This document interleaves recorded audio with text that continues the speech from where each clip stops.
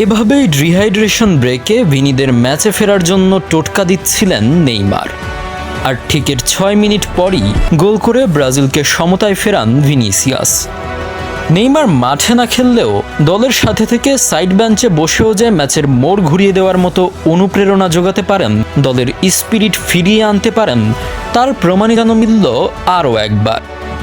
শুধু ডিহাইড্রেশন ব্রেকেই নয়, পুরো ম্যাচ জুড়েই নেইমার সাইড বেঞ্চ থেকে দলের প্রতিটি আক্রমণে প্রতিটি ভুলে সাড়া দিয়েছেন। ম্যাচ ক্যামেরায়ও সে দৃশ্য ফুটে উঠেছে।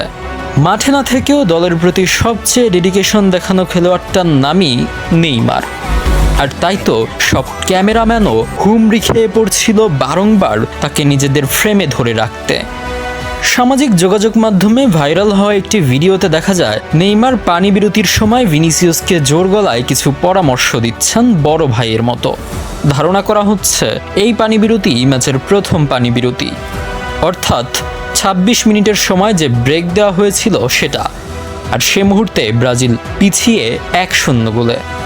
নেইমারের সেই পরামর্শ নিয়ে মাঠে নামার পর 32তম মিনিটে গোল করে দলকে সমতায় ফেরান রিয়াল মাদ্রিদ তারকা ভিনি।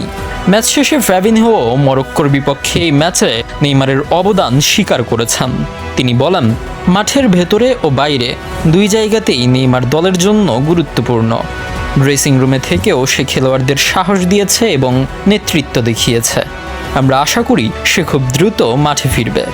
নেইমার মাঠে ফিরলে আমরা আরও শক্তিশালী হয়ে প্রতিপক্ষের সাথে লড়াই করতে পারবো।